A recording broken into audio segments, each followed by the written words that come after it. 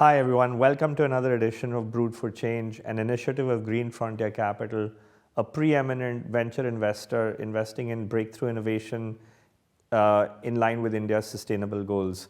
I'm Sandiip Bhammer, the host of today's show, and I'm also the founder and co-managing partner of Green Frontier Capital. We're honored to have with us today on our show Mr. Jayant Sinha, who is not only a prominent politician with a distinguished background.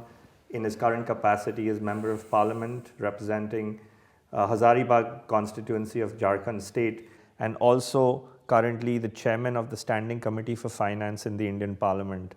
Prior to this, Mr. Sinha was the Minister of State for Finance and Civil Aviation in the Government of India. But most importantly, he is a vocal advocate for climate initiatives, especially in the context of India's role in achieving global net zero targets. Recently, Mr. Sinha has contributed to various publications where he has actually emphasized the need for India to set the leadership parameters for the world to follow in terms of achieving a net zero emissions.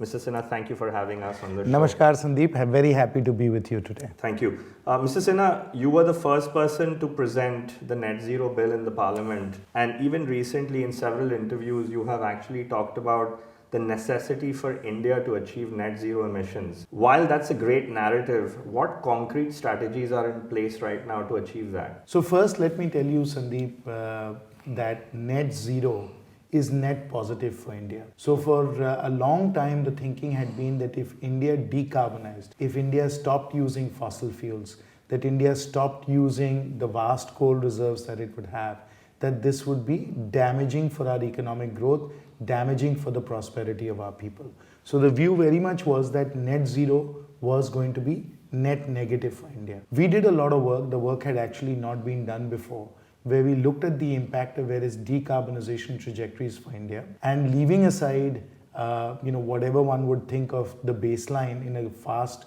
warming world, leave that baseline aside. Even if you imagine that the world will continue on the path that it is right now, even compared to that, net zero turned out to be very, very net positive for India. And so there are three or four initiatives that are necessary to pursue decarbonization and to pursue net zero for India. And these are the initiatives, in fact, that the government of India is also undertaking. So we are very well established on our path towards net zero by 2070, which the Honorable Prime Minister has laid out as our objective. So net zero by 2070.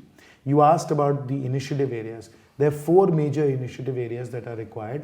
And as I said, we are moving along very well on all four of them. Number one, of course, we have to move our energy system, particularly our electricity grid, 100% to renewables. And we obviously have a number of targets where we've said that we will have 40% of our energy from renewables by 2030, that we will have 500 gigawatts of renewable capacity installed by then. So we are moving along on those goals. So number one initiative is switching the grid over to renewables. Number two is to actually completely change our transportation sector, move that over also to electric. And so electric two-wheelers, three-wheelers, four-wheelers, vehicles, commercial vehicles, all of those we need to move to electric propulsion. And that also is underway. There are a whole host of programs, as you know, to drive electrification of transportation.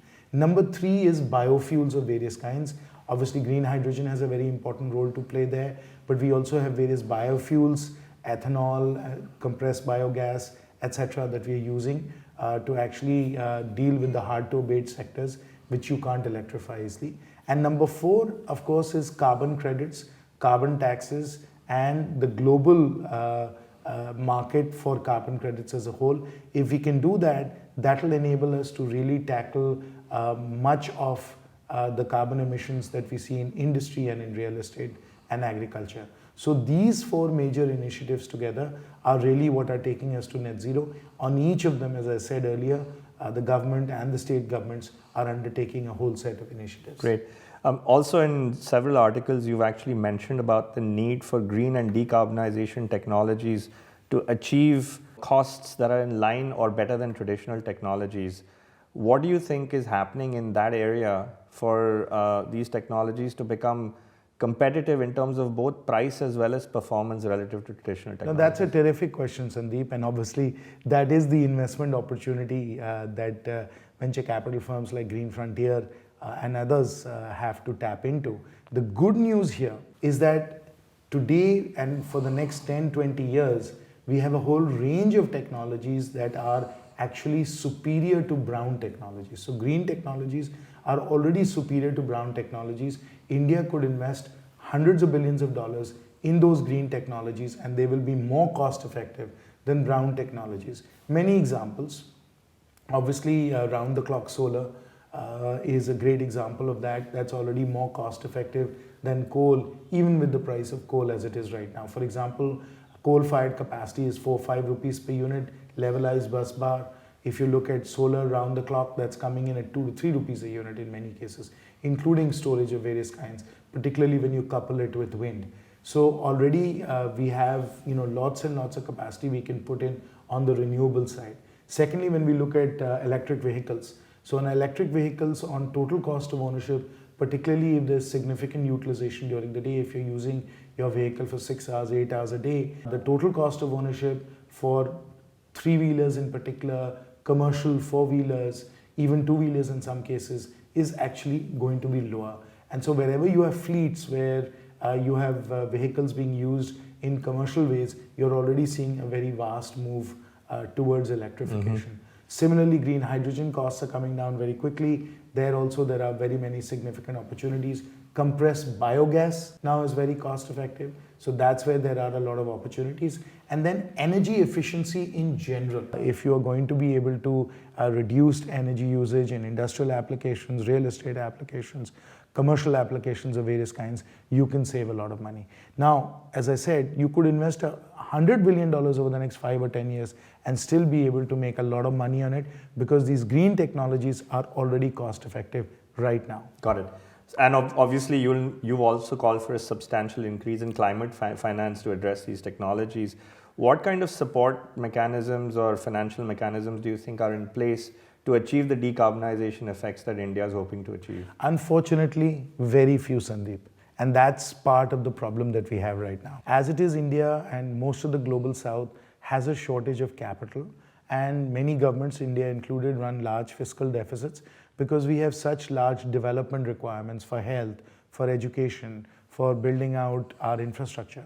Now, to find the additional $50-100 billion a year that we need for decarbonization to help us get to net zero by 2070, we will need to attract capital from the global north. So there need to be blended finance instruments that enable the flow of capital from the north to the south. Unfortunately, there's very little support for that right now. Okay. The renewable energy sector in India has seen unprecedented growth. In fact, we've seen more growth here in India than any other emerging market. What do you attribute this success to? 3 or 4 things. Number one, of course, the government has the right policies. The Solar Energy Corporation of India provides payment security. The grid is set up to be able to absorb that solar capacity, which is why in India we are now going to have the largest solar plant, for example, in Kutch at 30 gigawatts. So government policies is number one. Number two, we have absolutely world-leading entrepreneurs in the renewable sector who've done a super job in bringing down costs, in coming up with new business models, in coming up with the operational practices required to run really large renewable facilities. So that's the number two. Number three, we have been able to get a lot of support from the state government to deal with issues like land, which is very important if we are going to build out renewables. And number four, we are geographically quite blessed. So we are near the equator, we have a large land mass, and so the potential for renewables in India is actually very high. So given that the potential is high, we've got the right policies, state governments have been supported, we have very good entrepreneurs, we've been able to come up with propositions that are financially quite lucrative, and that's why the investment has come in. Understood.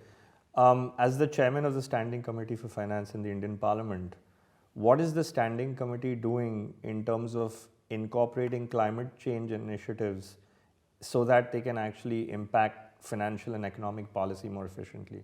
2 ways in which we have been doing that, Sandeep. One, of course, is that across the government system and generally in terms of public awareness, we've been discussing, calling in stakeholders, having discussions about climate change specifically, resilience, mitigation as well as adaptation. So building awareness and knowledge on this set of issues.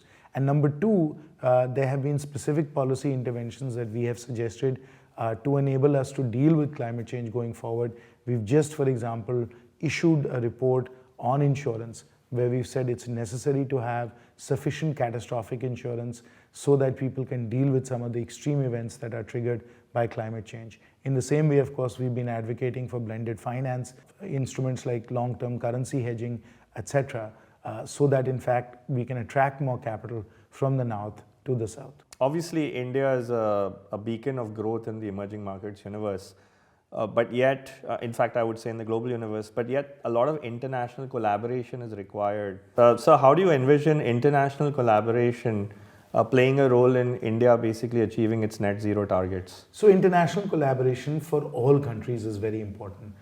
First, we have to agree on overall goals, right? So the world has to agree on the fact that we are moving all of us collectively towards net zero, which of course the COP process, the Paris Agreement and elsewhere, we have worked towards that and tried to set a target of 1.5 degrees centigrade. So overall target setting. Number two is technology sharing. So most of the technologies that India is using right now, as India is scaling up, have in fact come from the global north. So we need to be able to get those technologies. Number three, of course, is money. So the global north has ample capital, ample financial resources, but that has to be able to come to global south countries like India, like Indonesia, South Africa, so that we can really power our decarbonization trajectory.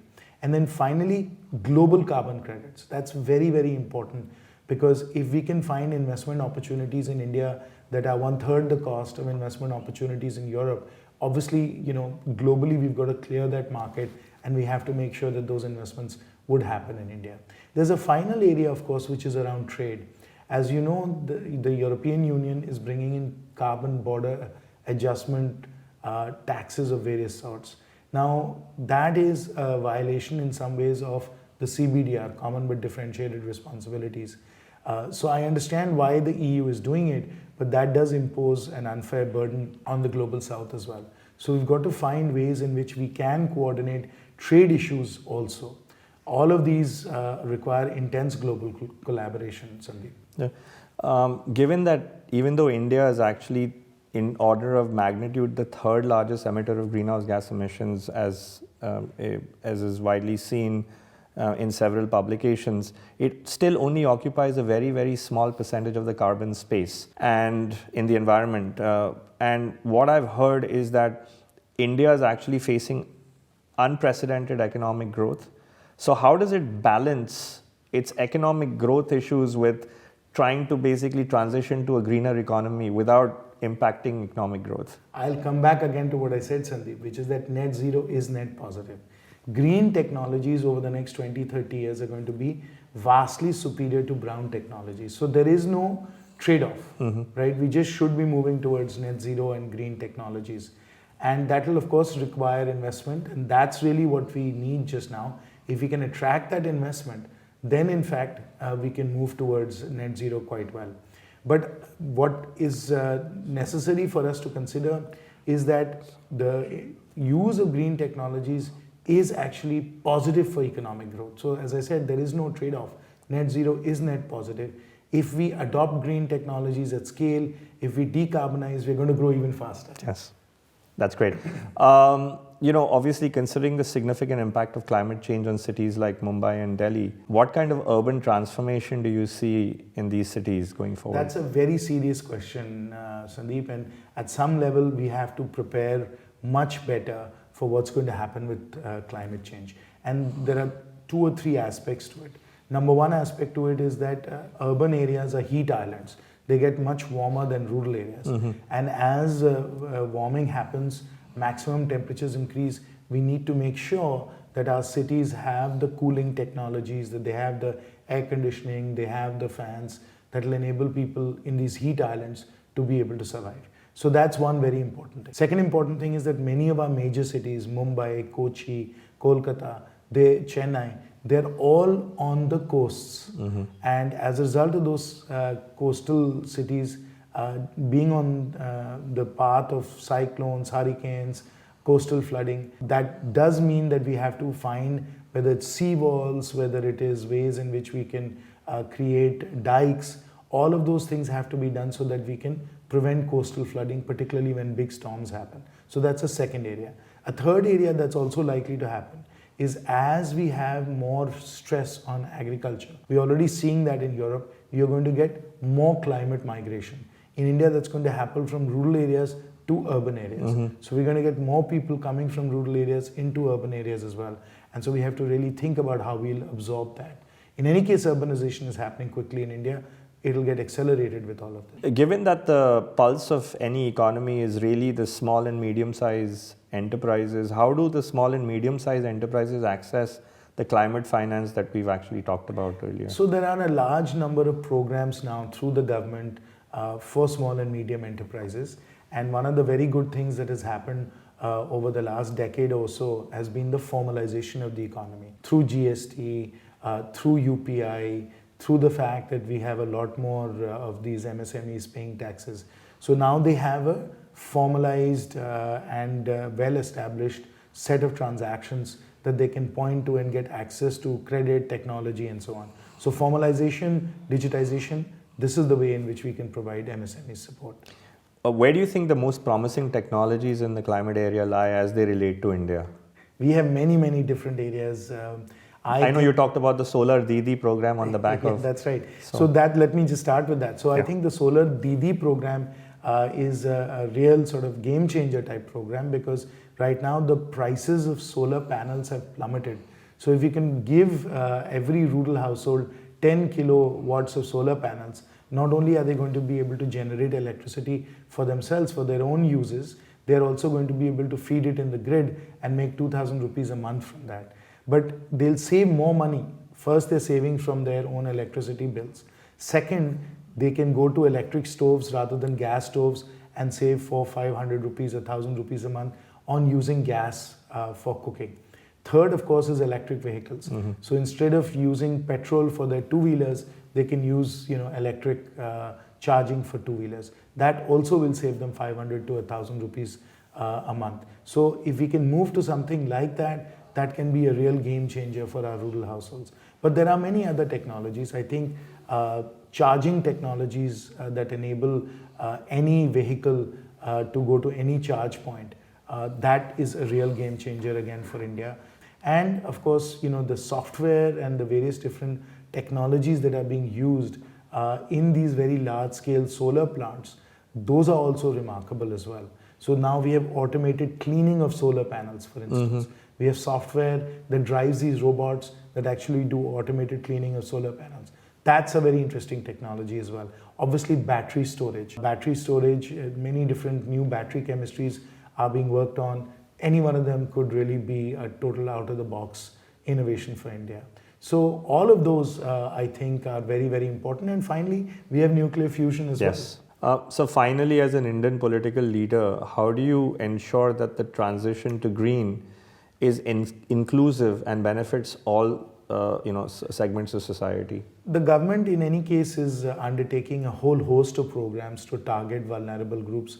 As you know, the Honorable Prime Minister has spoken at length about the 4 groups that we target, which are the poor, the youth, farmers, and women. So we have a whole host of programs in any way to provide a safety net for all of them.